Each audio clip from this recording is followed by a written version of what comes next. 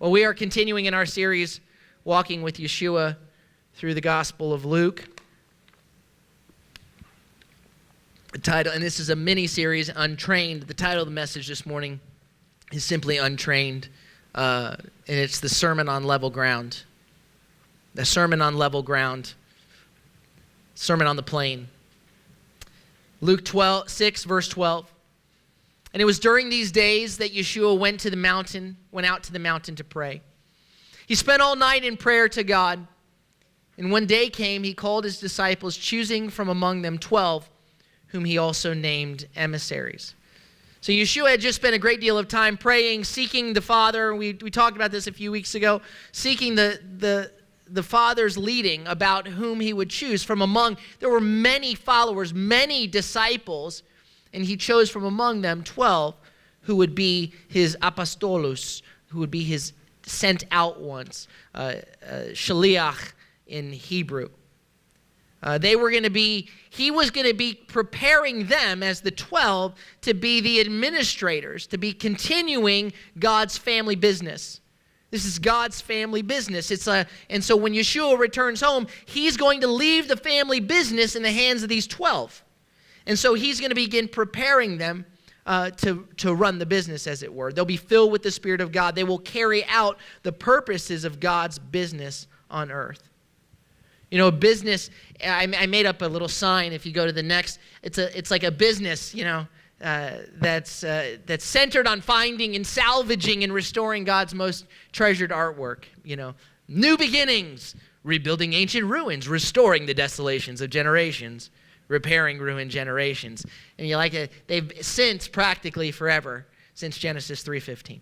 Anyway, now in the place where you work, in the business that you work for generally, or the business that you own, there's almost always a mission statement of what that company wants to accomplish. And then there are core values. The mission statement says, here's why we exist. Here's what we seek to do. Here's why we are what we want to accomplish in the world. And the core values express what matters most to the company, the way that we're going to go about it. This is the way we want to accomplish our mission. This is who we desire to be as we set out to do what we desire to do. And so Yeshua had announced the family business mission statement, restating God's mission statement from Isaiah 61. In Luke 4, he says, the Spirit of the Lord, Ruach Adonai, is on me, because he has anointed me to proclaim good news to the poor. He has sent me to proclaim release to the captives and recovery of sight to the blind, to set free the oppressed, and to proclaim the year of Adonai's favor. So the mission is good news for the afflicted, healing for the hurting, freedom for the captives, and sight to the blind. That's the mission. That's what we're here to do. He would proclaim, right? He would declare release. He would make it known. He would declare it, release for the captives, and then he would do it. He would not only declare it, he would do it. He would set them free. There was a declaration of what he would do and then a demonstration of what he would do. But there's more. The focus isn't just about what we are to do. The focus is about how we're to do it. Or more accurately, who we are to be in the process. Who are we to be in the process of fulfilling the purposes of God? See, Yeshua said, when you see me, you see the Father. And then we are called the body of Messiah. So when people see us, we are to be a reflection of him. They should see in us what is in him, so that we're not simply carrying forth the purposes of God in our own way, but that we're doing it his way. We're doing it as he did it, as he would do it. That's why our eyes are fixed on him. We're his apprentices, his protégés, the ones taking over, running the business. So we better keep our eyes. How did you do it, Lord? What did you do? And as it is with most employees who come in with deeply ingrained habits and patterns, there's not just a learning of a new way of doing things, a new way of things that must be taught, but there's an unlearning, an untraining of the old ways as well. And that's really the most difficult thing, is the unlearning, the untraining of old patterns and habits. And the Lord is working to not just make us new, but that we would live new and not keep being who we were. There's an untraining of who we were, those old, deeply embedded patterns of being. In Acts 4:13, 2 of the 12, Peter and John, are standing before the religious leaders.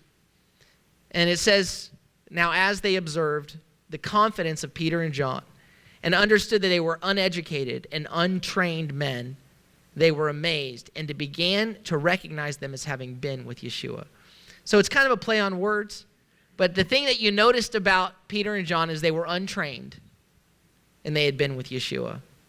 And we want to be untrained in the ways of our flesh. Unlearn the things that have been so deeply embedded in us. Unlearn in the ways of the kingdom of this world so that we can be trained in being like Yeshua because we're with Yeshua in the ways of the kingdom of God. So here in Luke 6, Yeshua begins to train them about company culture. Here's kingdom culture. It's not just about what we do, it's about who we are. And what we do will flow from who we are. That's really what we're after. Is that I'm being transformed. I'm like, I want the Lord to transform me so that eventually it's natural for me to be like Yeshua. At first, I have to die to my flesh. And that old man wants to come alive and do it the old way. Well, this is how we always did it. What do you mean? And I want him to live in me so that what I do will flow from who I'm becoming. You know, so it's not just about the action. It's not that I act lovingly, it's that I do loving things because love is flowing forth from me. Let's read this whole next section beginning in verse 17. It says, then Yeshua came down with them and stood on a level place. A large crowd of his disciples and a multitude of people from all Judea, Jerusalem, and the coastal region of Tyre and Sidon had come to hear him and to be healed of their diseases. Even those disturbed by defiling spirits were being healed. Everyone in the crowd was trying to touch him because power flowed from him, and he was healing them all. And looking up at his disciples, he said, blessed are you who are poor, for yours is the kingdom of God. Blessed are you who hunger now, for you shall be satisfied. Blessed are you who weep now, for you will laugh. Blessed are you when people hate you and when they exclude you and revile you and spurn your name as evil on account of the Son of Man. Rejoice in that day and jump for joy. For behold, your reward is great in heaven, for their fathers used to treat the prophets the same way. But woe to you who are rich, for you are receiving your comfort in full. Woe to you who are full, satisfied, for you shall be hungry. Woe to you who are laughing now, for you shall mourn and weep. Woe to you when all men speak well of you, for their fathers used to treat the false prophets the same way. So the first thing we see here is that Yeshua meets people on their level. And in the process, he is at work to untrain us from our self-exalting tendencies. He's working to untrain us from our self-exalting tendencies because that's what we do. You'd think that if you'd been walking with Yeshua this long, as long as his followers had been walking with him, that you would already you'd understand this concept from experience. That Yeshua meets us where we are. I mean, remember Peter was in his own boat. He's in the boat watching Yeshua teach them. And then Yeshua says, hey, go on out and throw out your nets. And Peter's an expert fisherman. I mean, it's what he does. And he's like, we've tried all night. There's nothing. If you didn't catch them at night, you're not going to catch them in the day when they can see your nets. But, okay. If you say so, I'll do it. And he skeptically they put the nets in, and the load is so full, he can't believe. Here, Yeshua has come into his place, into his domain, where he's the expert, and shown him that he is Lord, that Yeshua is Lord of Peter's fishing boat. And Peter leaves everything behind and follows him. Then, a little later you have Levi or Matthew as a tax collector.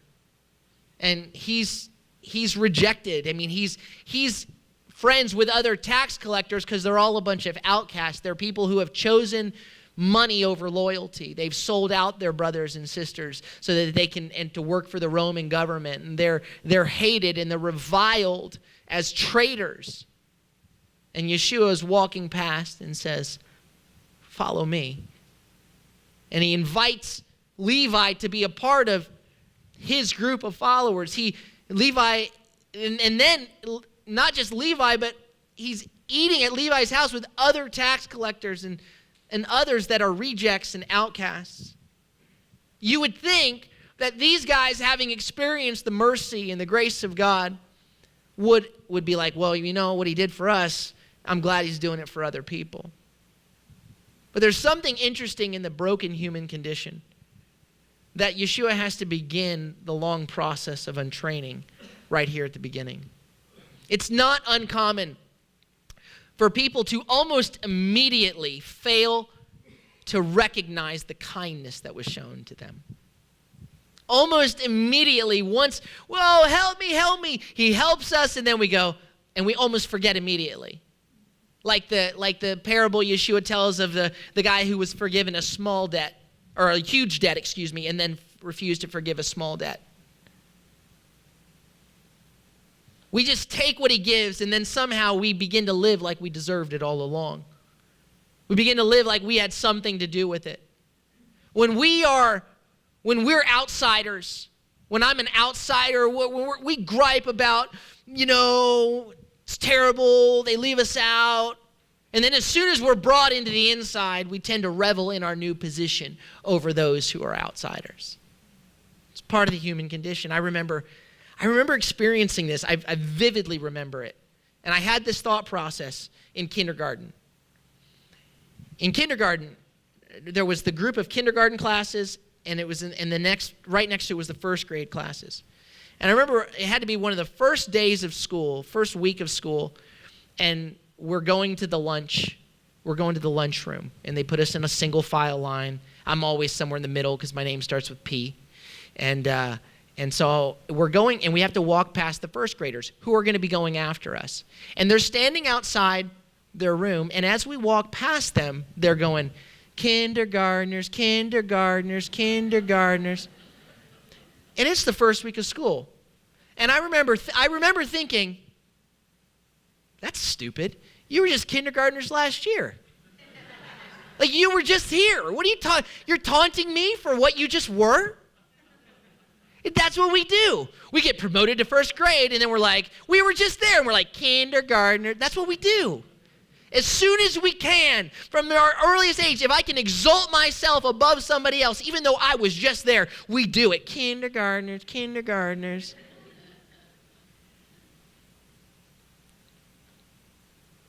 It keeps going well into adulthood.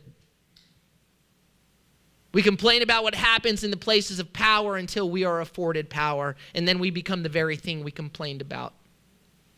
Once we were the huddled masses yearning to be free. Yeshua here has a group that might be considered by others. Now, they're the 12, and others might be going, who are they? They're the 12. Special. Chosen from among his followers. No rationale was given for why they were chosen. But the immediate tendency is to want to consider yourself greater and elevated, and then to continue to elevate yourself. Who's going to be the greatest among us? Who's going to sit on your left and your right?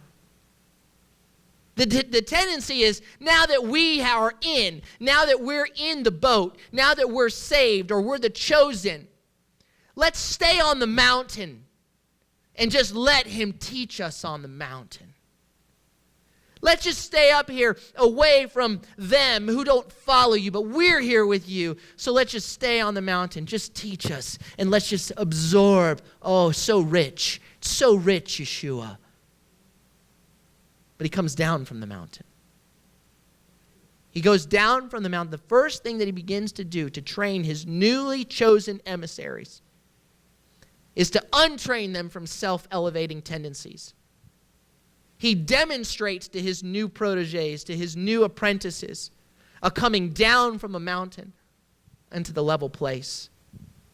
I didn't choose you for us to stay on a mountain and feel elevated. I chose you with purpose. Chosenness has purpose. There are people, they love the word, I'm the elect, which just means chosen. We're the elect. You had nothing to do with it. Stop saying it like you had something to do with it. Stop being gloating and proud. If you've been elected with purpose.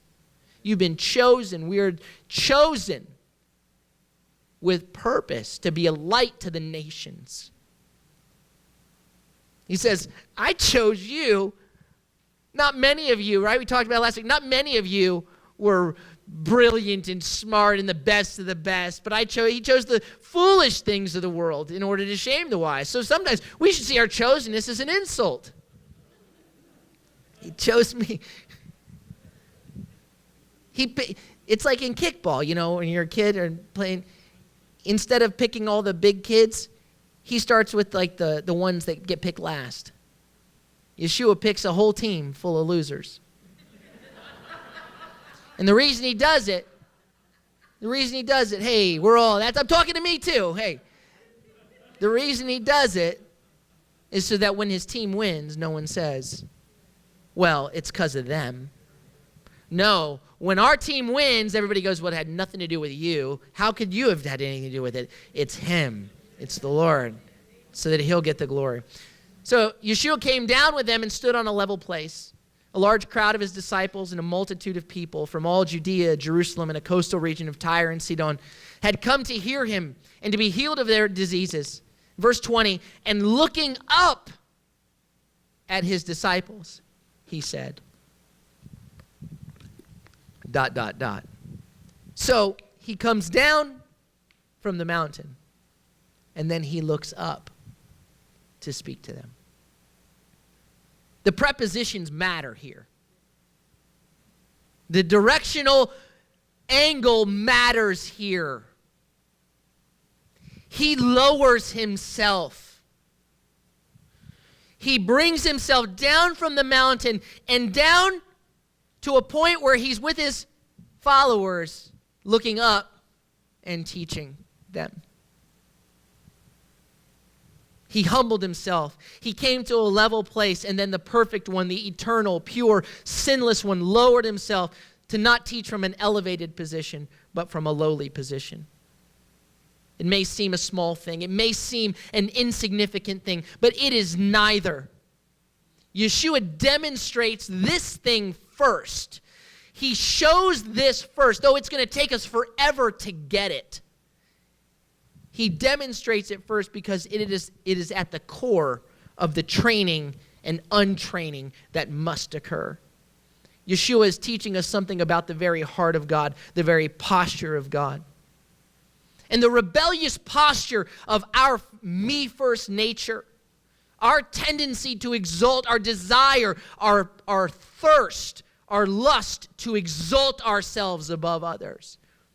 To as soon as possible, you'll see it in your kids. As soon as they hear you correcting one of the others, they say something along the lines of, I don't do that, do I? I saw this and I agree.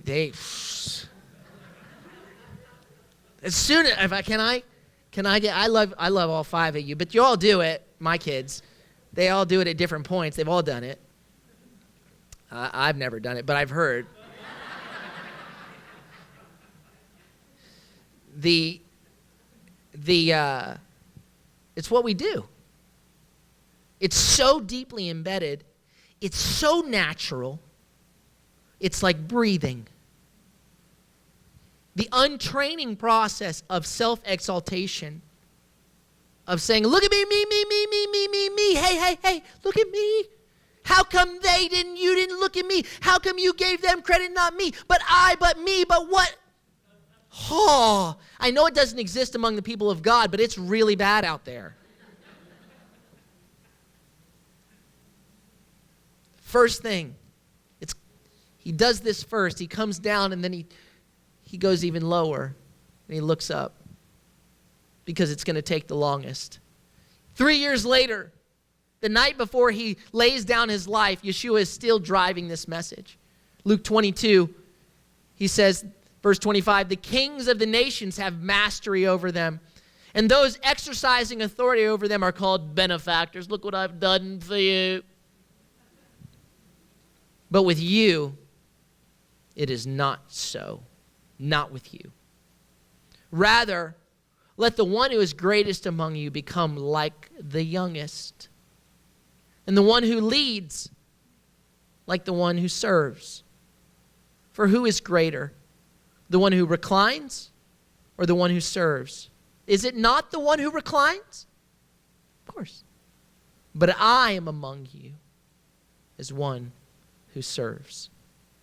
Kingdom of this world leadership is defined by lording your position, lording your authority over people. But this is a different kingdom under different management. And Yeshua says, I don't do this, so you don't do it. Not so with you.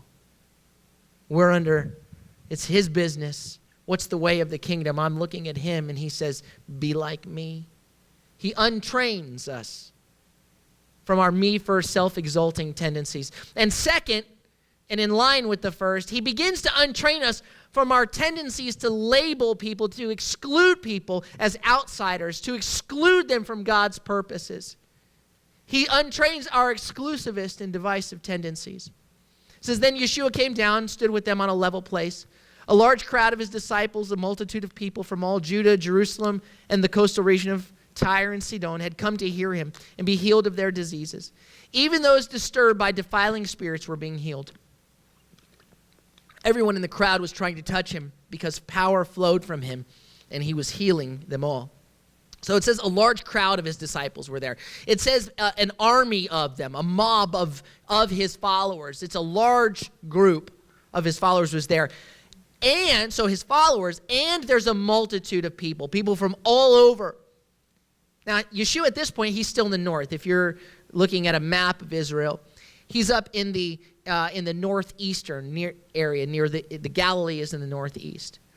And so it's about a little more than 100 miles from Jerusalem. So you've got people who have traveled from all over Judah and Jerusalem, so 100 miles on foot or on slow animal to get there. These are people that are traveling. Why? To get healed, which means they're traveling 100 miles not on able bodies.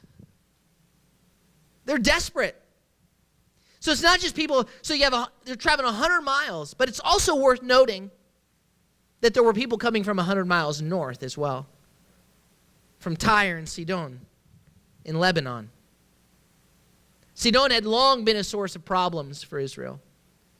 You might remember that Sidon had been the ancient home of the ancient Queen Jezebel before she had married King Ahaz.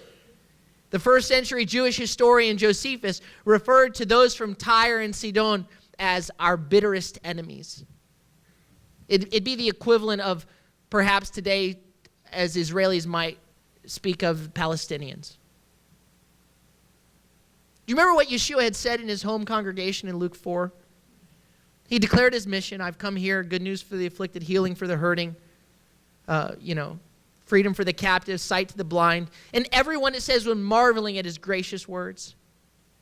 And then he says to them, and rather than, he's not just reveling in their praise of him and their flattery of him. He presses them with the reality that the good news is not just for them. They're like, boy, he's great. Look, good news for the afflicted. He's quoting from Isaiah 61. Because the good news is not just for them. The good news is for their most bitter enemies. The good news is for our most bitter enemies. It always has been.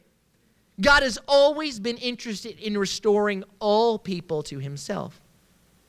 So Yeshua says, in verse 25 of chapter 4, with all truthfulness I say to you, that there were many widows in Israel in the days of Elijah, when heaven was closed for 3.5 years, and there came a great famine over all the land.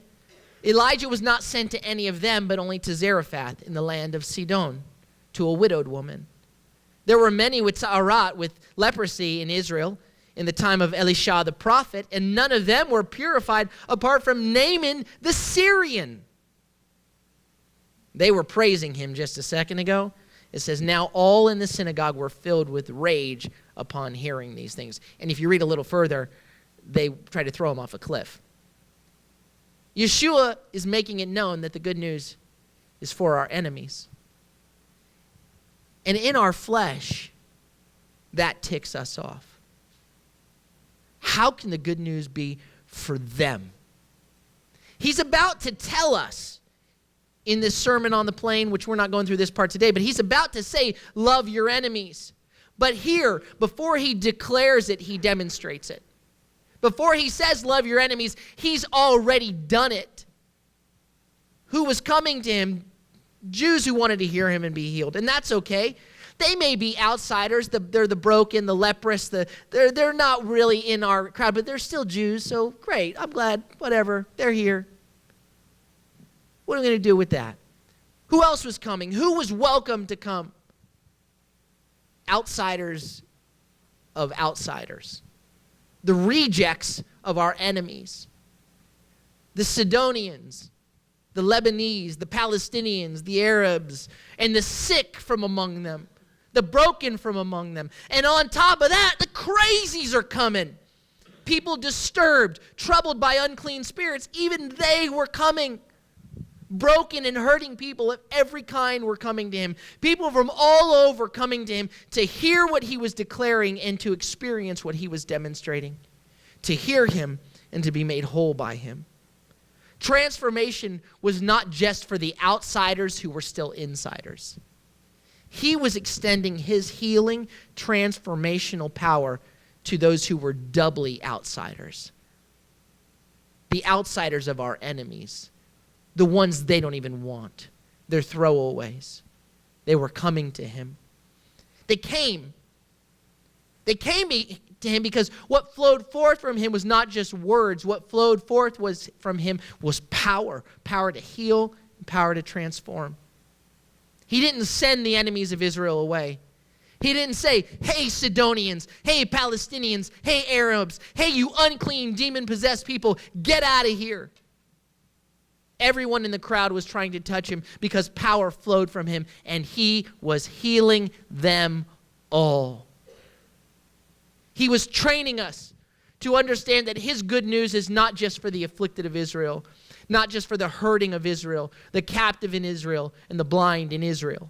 This good news extends to those once considered enemies and outsiders. Yeshua was untraining us from our tendencies to sectarianism. He was untraining us from our natural racism, from our nationalism, from our exclusivist and divisive tendencies that says my group and everybody else is out. And people that look like me, that sound like me, that think like me, just me is who God loves, and everybody else he hates. Not true. God's love is not just for people like me.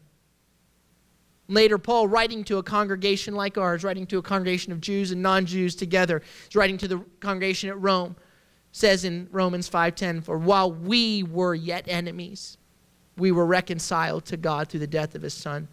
How much more, having been reconciled, shall we be saved by his life? Yeshua meets us. He comes to us on our level. And the first thing we want to do is go, hey, now we're in the in crowd. Now we're here. Let's raise ourselves up. And he says, no, not so with you. he comes down the mountain to where the hurting and the masses are. He brings us off the mountain. And then he looks up. He goes even lower and he looks up and he begins to teach us. And he begins to heal and touch the people that we would exclude, the people that we would elbow out. We would say, not here, you're not allowed. Go back. He's the Messiah of Israel. Go back to Lebanon. He said, come here. And they were trying to get to him, and power was flowing from him, and he touched them and healed them and made them new. And they were desperate enough to make that trip because they, just for the hope that someone may finally look at them and see them and love them. And he did. And that's who we're supposed to be. He's untraining us from self-exaltation. He's untraining us from dividing out and being exclusivist. And finally, he's untraining our earthbound, time-trapped perspective, training us to see through an eternal perspective. All around him are these broken people, rejected by upstanding society. They're hurting, they're broken, they've been untouchable. Outsiders from within, outsiders from without. They've heard about this healer from Galilee who shows compassion to the hurting. His reputation has been echoing through the hills, has reached their ears.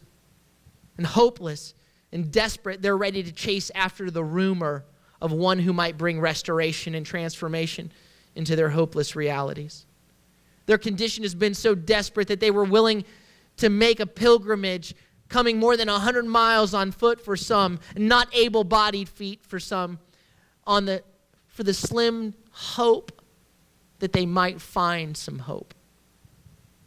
And now they've come to him. He's come down from the mountain, and it says he was healing them all. And he looks at his new followers, his new disciples, the ones he's going to send out.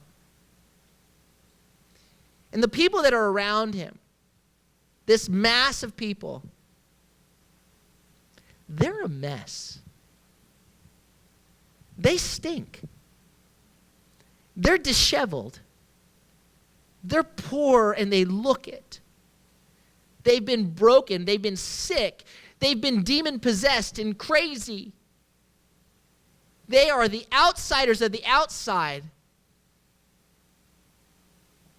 He looks at his disciples, and he knows that people look at them and don't even see these people, these poor, these hurting, these hungry. You don't even see them. Look right past them. Or feel sorry for them. And he looks at his disciples and he says, you're blessed. You're blessed when you're like them. You're blessed when you're poor. You're blessed when you're hungry. You're blessed when people mock you, when people persecute you, when people say things about you. You're blessed when all this stuff is happening to you. Everything about that doesn't feel correct. That does not feel correct. I mean, I know what you're saying, but if that's me, I'm like, no, I don't want to be that. I don't want to be that. The picture that comes to my mind, I have a picture here. Go to it. Like that. To me, that looks blessed. Right? Don't go to the next picture yet. Don't yet. Actually, go to two pictures after it, because I put them go to two ones after it. That does not look blessed. Right? Broken down on the side of the road. I don't look at that and go, drive past him and be like, lucky. Right? But if I'm on the side of the road and that red car flies by me, I'm like, lucky. They're blessed. And here I am, broken down on the side of the road. This doesn't feel so blessed. Everything about it. And he's saying, blessed are you when this, but woe to you when you're rich and you're full. Woe to you, and you're like, well, I don't make that doesn't, okay, I know you say that, but I choose the red car. Woo. Now, he's not saying pursue poverty and pursue hunger. There are people that will take this, they'll be like, I'm going to, be sad, and blessed are you when when you weep, and woe to those who laugh, and it's like, stop laughing because woe to you. No, that's not it. That's not it. What he's saying is that he looks and see these people that are around him. The reason they're blessed is because the condition of their life brought them to such a place of desperation that they knew they were in need, and they came and they sought him. And there's a whole group of people that have it all together, think they need nothing, and they can't be bothered to slow down.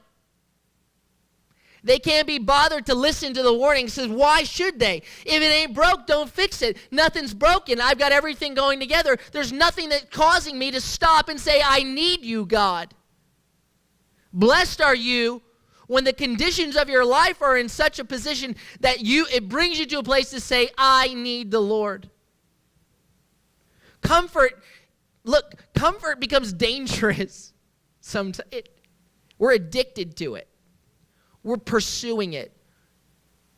My flesh comes alive the more comfortable I am.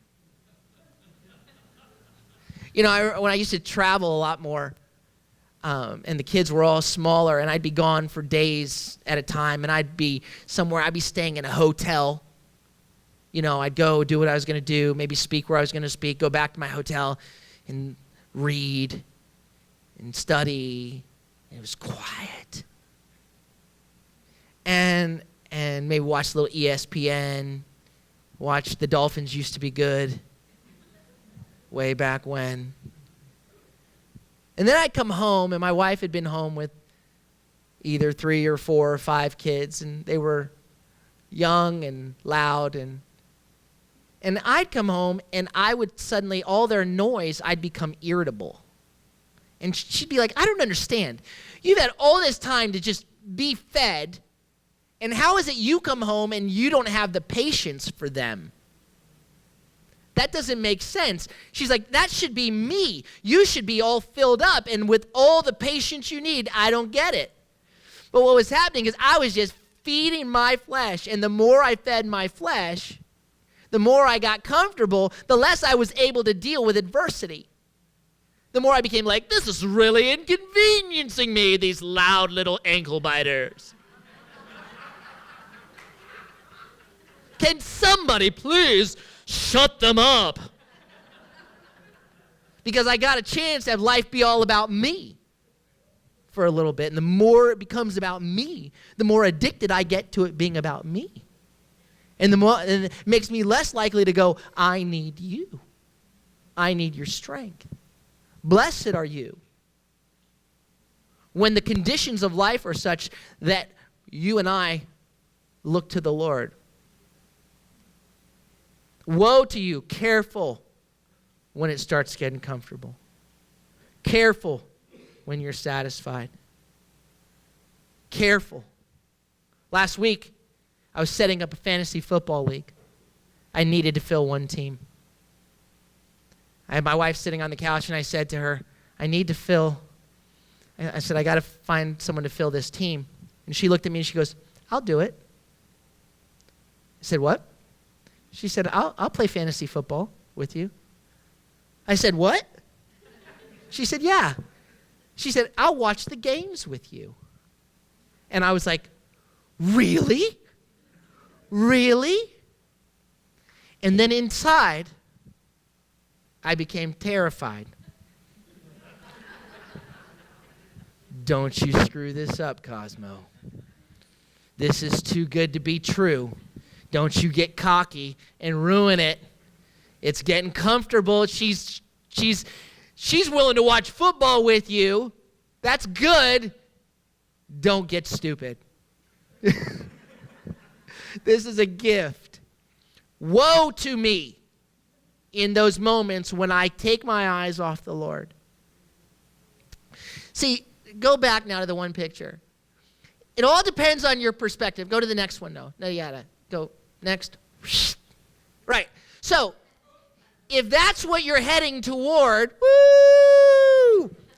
But that bridge is broken. Now, blessed are you becomes woe to you.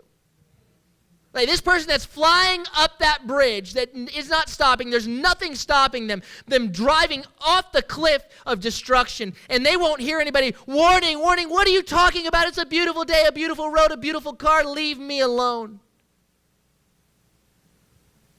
It looks blessed, but woe to you if you won't stop to hear what the Lord is saying.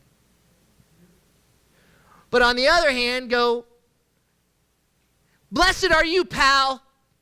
Because if that hadn't happened, if you hadn't broken down on the side of the road, you were on your way off a cliff. I've met people, my dad was a prison chaplain, and I would meet guys that would say, I'm thankful that my life broke down and I ended up in prison because I never would have found the Lord. I was on my way to destruction. But because I'm here, I broke down. Blessed am I. Blessed are you. So when we look around and we go, oh, woe, look at these disheveled, broken group of people, blessed are they when we get to the place where we will seek his face. He wants to untrain us from seeing the world and seeing people through a time trap perspective that can only see the red car. We need to be grieving over that. Slow down, stop, pull over. Don't make it break down. Don't make your car have to have a breakdown for you to pull over and recognize you're going in the wrong direction towards sure destruction.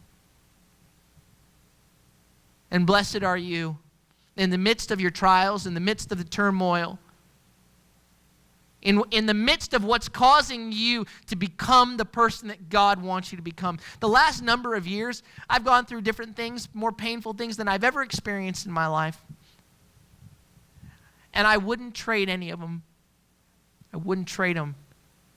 I look back at when I was flying foot to the pedal to the metal, thinking I was perfectly fine, just living, thinking I was even where I needed to be with the Lord, and yet so self-centered, so selfish, and didn't even know it, blind to it, listening to everybody go, oh, you're great, we love you, driving toward devastation. Woe to us when our eyes are fixed on the things of this world and we define blessing by what we see around us. The Lord is untraining our perspective. He's untraining us from self-exalting tendencies. He's untraining us from exclusive, divisive tendencies. He's untraining us from seeing from this narrow perspective that doesn't see what he's doing in the big picture. And here's what I love. I love that when I was still broken and when I was in my lowest and I was at my worst, that he loved me. What I love is that to the people of Tyre and Sidon who are rejects and forgotten and throwaways, to some, that he embraces and loves and makes them new. He doesn't leave them how they were. He doesn't leave them how they were. He makes them new. And this morning, no matter where you're at, no matter how far you seem outside of his circle, no matter how much you've been an enemy of God, that if you will come to him, if you will make the trek to walk to him, he's already come. He's here with arms wide open. As soon as you call, he'll answer. You're never too far. You're never too far for him to be able to turn your life around if you'll call to him. I think the greater message, that's the greatest message, but so this wouldn't be the greater message. The other message, for those of us who are walking with the Lord, is we need to get off the mountain and get down on the level plain and do what he did. Healing and power and love and compassion flowed from him. And all came to him. There was something about him that said, we should go there. He'll see us. He has the answer. I pray that people will think that about me and you. I should talk to them. There's something I know that they'll hear what I'm saying. It doesn't mean we'll tell people what they want to hear, but we'll always tell the truth of God's word in the way that God in the way of God's love. Yeah? He wants us to come down from the mountain and be among the hurting, to see through his perspective. Amen?